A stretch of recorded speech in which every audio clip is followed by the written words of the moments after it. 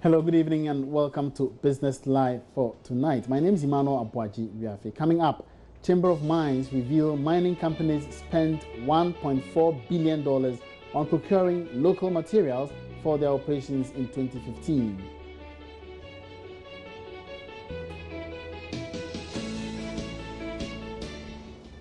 Isoko Ghana starts process to register smallholder farmers onto its new mobile commerce solution that aims to provide farmers with access to financial services, quality inputs, and agronomic information.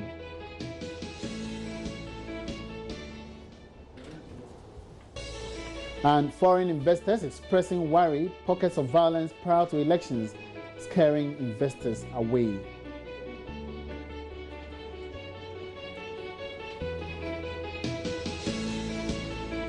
Details of these and other stories coming your way on Business Live. Let's take a short break. The details come up shortly.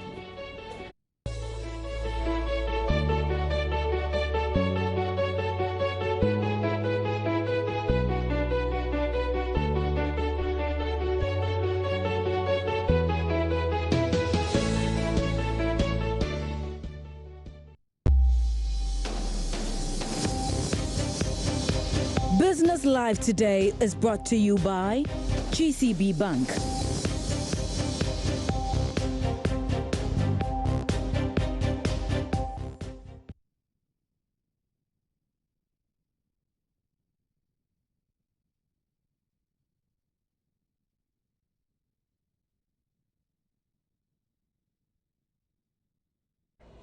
Welcome back now to our very first story. The Monetary Policy Committee of the Bank of Ghana has begun meeting to review the health of the economy. The engagement, which started yesterday, will see members of the committee present hard numbers from all the various sectors of the economy. But how crucial can this meeting be in an election season, and what are the issues that will be top on the agenda? George Wiafe has more. The 7-member committee, which is chaired by the governor of the Bank of Ghana, Dr. Abdul Nasir Issaku, have been giving reports covering the performance of the various sectors of the economy, as well as financial and the monetary sector. There will be some presentations to members over the next 2 days. All these are aimed at helping them take a decision this Friday whether they should vote for the policy rate to be reviewed or kept unchanged. The rate, which was held at 26% at their last meeting in September this year. Some of the issues that will top the agenda include how to deal with the rising loan defaults in the banking sector, which the Bank of Ghana has put at a little over 6 billion Ghana cedis as of September this year. Dealing with the recent sustained depreciation of the Ghana cedi on the forex market. And for many economists, how to ensure that the Bank of Ghana is not caught in the trap of financing government as we get into the election season. The meeting, which will end this Friday with the press conference next Monday, would give Ghanaians an idea how the economy has performed over the last 3 months, the country's international reserves. Many will also be looking forward to the Bank of Ghana's report on the public debt, which reached 110 billion Ghana cedis as of July this year. Businesses would also be watching the Bank of Ghana's decision on the policy rate. This is because an increase will obviously impact on the cost of credit for firms and even individuals that are currently servicing loans. Now, mining companies in Ghana spent about $1.4 billion on procuring local materials for their operations in 2015. That's according to the Chamber of Mines. This was revealed by the Chief Executive of the Chamber, Suleiman Koni, at a workshop on electrical cables and standardization in the mining sector. There's more in this report. The Chamber of Mines workshop on electrical cables is organized in collaboration with the Minerals Commission, Association of Ghana Industries, Ghana Standards Authority, and electrical cable dealers, under the theme, Improving the Supply of Electrical Cables from Local Manufacturers to the Mining Industry. The workshop is aimed at bringing together stakeholders in the mining industry to deliberate on the ideas of dealing with challenges in the supply chain of electrical materials to the sector. In an address, Suleiman Koni hinted that mining companies are complying with the local content procurement obligations. He stressed that the sector has spent about $1.4 billion, which represents 48% of total revenue. Ladies and gentlemen, in 2015, about $1.5 billion was spent by mining companies to procure local inputs. This represents about 48% of their mineral revenue. It is the desire of the industry to increase these amounts to grow our manufacturing and service industry. By this, mining will continue to buoy up the economy, not just through the fiscal payments it makes, but also through the local manufacturing opportunity that it actually offers. Kwame Otenjisi is the head of marketing at Tropical Cables and Conductors Limited, a local electrical cable manufacturer and supplier to the mining sector. He spoke to Joy Business on some challenges encountered in the line of work. Basically, the mines are from different areas. The owners of the mines are from different areas, so they purchase different kinds of cable specification. What we need to do is standardize the cable specification to the Ghanaian spec. Okay, so that we can harmonize the specifications and the inquiries that come to us.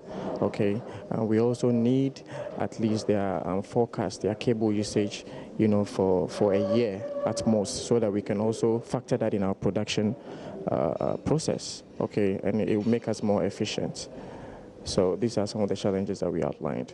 The Minerals Commission's evaluation of the mining industry's performance relative to their procurement plans in 2015 and 2016 also unearthed some quality and standards issues when it comes to the procurement of locally manufactured electric cables. Away from that, Isoko Ghana has started a process to register smallholder farmers onto its new mobile commerce solution that aims to provide farmers with access to financial services, quality inputs, and agronomic information. The mobile commerce solution, dubbed Faceva, is a virtual marketplace that allows farmers to save and borrow towards the purchase of discounted agric inputs like fertilizer, seeds, and pesticides through a mobile wallet. Correspondent Nesta Kafui Ajoma comes through with this report. Smallholder farmers in Ghana continue to face a variety of challenges in agricultural production. A recent study conducted by the USAID-funded Advance Program reveals that only 7% of farmers in northern Ghana use certified seeds, while 37.53% use improved but not certified seeds. According to the Food and Agriculture Organization (FAO), fertilizer usage among farmers across Ghana is among the lowest in the world. Isoko Ghana, through its project Faceva, will ensure increased usage of fertilizers and other inputs among smallholder farmers to increase productivity and reduce food insecurity as well as poverty. Faceva will also enable businesses like input suppliers, financial institutions, and mobile operators to gain better visibility into what is happening on the farm and to know their customers. Managing Director of Isoko Ghana, Daniel Asariche, stated that Faceva will be running on pilot basis in 6 districts of the Ashanti, Bunuahafu, Northern, and Volta regions. What we've seen working with these farmers, they have a fundamental challenge, which is access to finance, and then to an extension, access to farm inputs. Normally, a farmer will harvest his crops between the months of November, December, January. But the next farming season, which is May and June, this farmer will not have any other money to buy farm inputs. Now, how do I assist this farmer to be able to have money to be able to buy farm inputs at the time that he needs the input most? So now, as a SOCO, what we've designed for our partners to actually design a program that allows a farmer to be able to put some money aside and use that money to buy farm inputs at the time that the inputs are really needed in the farm. So the way it works is that you call the program a mobile commerce solution, which is locally dubbed as Faceva. Faceva works in this way. A farmer harvests his crops in November or December. He will then be encouraged to have, first of all, if he doesn't have a mobile money account, this farmer will be asked to register for mobile money either with Vodafone, MTN, Airtel, or Tigo. Once the one money account is set up, this farmer will be then encouraged to put in money in small quantities, say every week, every 2 weeks, or every month. Let's say farmer says I need 1,000 Ghana cedis to buy input for the next farming season. Now you tell this farmer, okay, for you to be able to have 1,000 Ghana cedis by November of next year, you need to be able to save or put away 50 cedis every week. This farmer will just walk to the nearest mobile money merchant, put this money into his mobile wallet. By the time that savings accumulate to the 1,000 Ghana cedis, together with our input partner, all that orders will be aggregated, and then you make an order to input dealer like Wenco, that is the key partner to this particular program, and then Wenco will deliver this input to the farmers at their community. Faceva is expected to reach about 81,000 smallholder farmers within the 2 years of piloting, after which the project will be scaled up to cover other parts of Ghana. And still in the agri sector, stakeholders in the sector are urging women to explore other areas in the sector to enable them come out of the poverty bracket. Speaking in an interview with Joy Business, Country Director of Agri Impact Consult, Juliana Asante-Date, said with the evolution of agricultural technology, there are many more areas women can explore to enhance their crop production in the male-dominated areas. According to the Food and Agriculture Organization, FAO, if the world's women farmers had the same access to resources as men, 150 million people could be lifted out of poverty. Although female farmers are said to produce between 50% and 70% of food crops, they earn less than 10% of its income and have limited access to land. Speaking in an interview with Joy Business, Country Director of Agri Impact Consult, Juliana Asante-Date, urged women to look into the many other aspects of the agricultural value chain. One of the key challenges is access to resources. Most of the women that we come across are not business owners. They tend to be workers, laborers on the farm, but they don't actually own the business. Talk about access to land is a challenge, access to finance, access to technical service. Illiteracy rate tends to be higher for women than for men.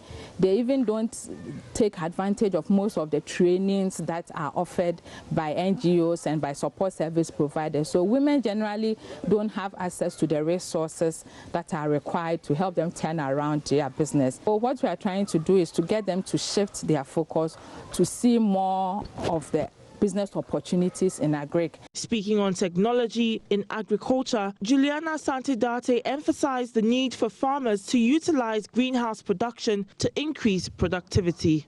Most of the agri that we practice in Ghana is one smallholder. Over 70 to 80% of our production comes from smallholder farmers, and the smallholder farmers tend to use very rudimentary practices and tools. So we are still using hoe, cutlasses. Increasingly, you can see tractor services is becoming popular. Our use of improved seeds, so it's another technology that is very important to agri, it's still quite low. We are doing around 11% of certified seeds. We are still relying on farmer-safe seeds, and these seeds tend to lower the yields that you can get from a crop. So when you talk about agricultural technology, I would say that we are still at a very basic level.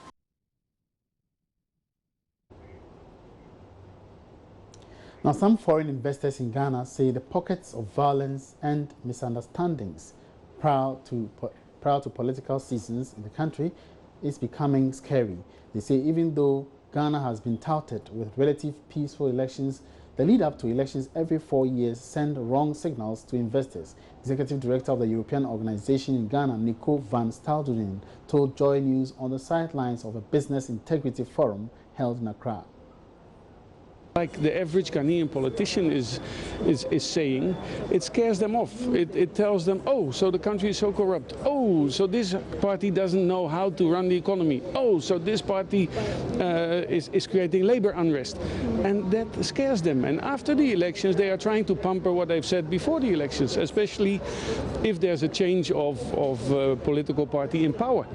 And it's mostly not the flag bearers and the top echelon of the parties, but either they are incapable of controlling, let's say, the lower parts on especially the shouting parts, and I don't have to call names because every party has a few of them, but they get the free hand, and that free hand scares investors, especially, like I said, European investors. Look at a newspaper stand.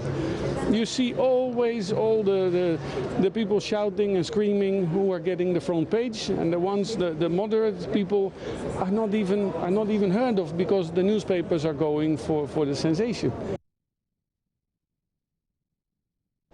The Public Interest and Accountability Committee, PIAC, is advocating government to seriously consider restoring its hedging program to help cushion the country against the impact of oil price shocks on the state purse. Other energy think tanks have urged government to go back to its hedging program following the collapse of crude oil prices. According to PIAC, market conditions are right for government to take a cue from other oil operators to lock in the price of crude oil to help mitigate the impact of the volatility of crude oil prices on the world market. Economist Dr. Jongachi says the option must be thought through carefully first by government to derive the best gains. Hedging is just about risk management. In this case, there is a possibility of prices going in a direction which is not in the interest of a party, in this case, our country. So we take a position now that will lock in the price, for which if there is any volatility in the future, we will not be adversely affected. So it is about protection of our position in the oil transaction. Well, I think the call is not bad, but what is important is that those who are at the forefront of the hedging policy ought to study the market very well, because hedging is good, but it cannot be undertaken in a particular context, especially when volatility is so sharp and very difficult to predict in any way. Then it means it becomes very difficult to deploy the tool of hedging to protect our position. Just like what happened in 2015, 2016, you realize that the price expectation was such that price actually collapsed in the market. So that makes it very difficult for even experienced oil-producing country and entities to hedge their positions in the market. So yes, the call is very important. That ought to be studied, but we can only go back to hedging when the margin of volatility is not actually the way it was around 2015. And that's all on the local front. Let's now cross over for some international business news updates.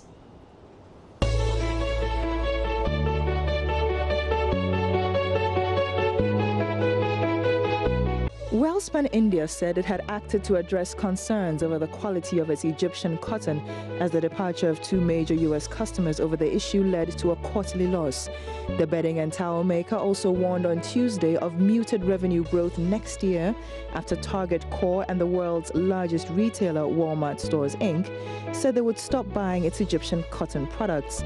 Target alleged in August that Wellspun had passed off cheap sheets as premium Egyptian cotton.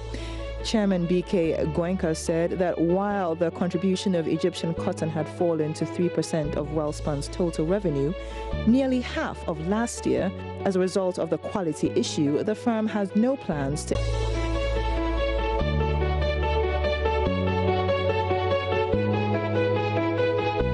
The International Monetary Fund has removed remedial measures against Zimbabwe after the country settled its overdue financial obligation to the fund's Poverty Reduction and Growth Trust last month. The move by the IMF's executive board lifts a declaration that Zimbabwe is not cooperating with the organization, ends a suspension of technical assistance to Zimbabwe, and restores Zimbabwe to the list of countries eligible to benefit from the trust. Zimbabwe restored about $107.9 million in arrears on October 20, ending more than 15 years of arrears to the trust. The board decision is another step towards normalizing relations with the fund.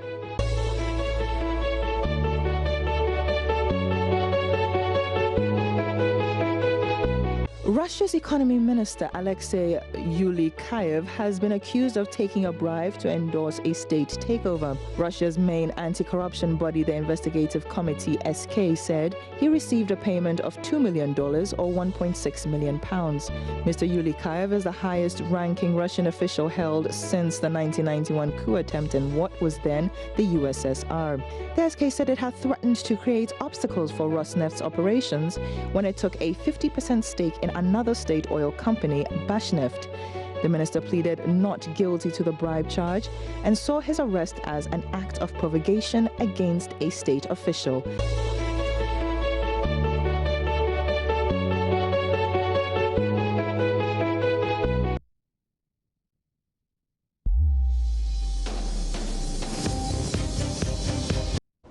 Welcome back. Now, industry says it expects the Bank of Ghana to be strategic in dealing with the cedi's sustained depreciation in the forex market. The local currency, which has been fairly stable over the past months, trading around 3 Ghana cedis 90 pesos, has now crossed the 4 cedi mark. This has reawakened concerns among businesses that the currency could be getting into another era of serious depreciation. President of the association, James Asaraje, however, says it is still early days yet for the Bank of Ghana to take any drastic action.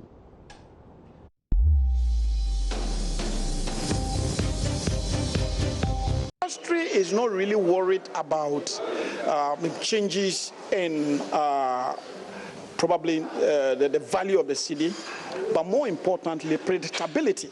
If we know that in the next 6 months, the cedi is going to be at 4, or let's say 4.1, you can plan with it.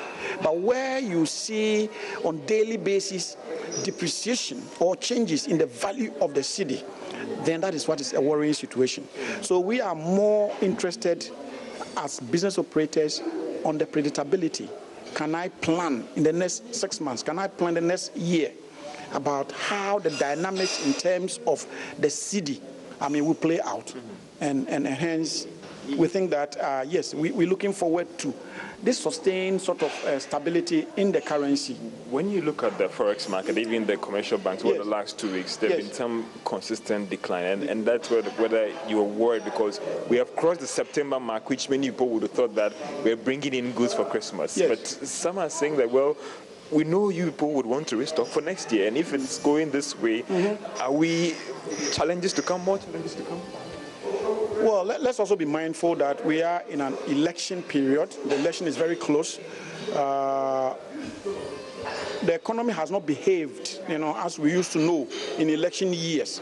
So fairly, there had been some successes chalked here. And hence, let's wait and see what the currency holds for us. But I think it's done fairly well in the year. And we hope that in the next couple of months to end the year, we are really going to see a robust cedi.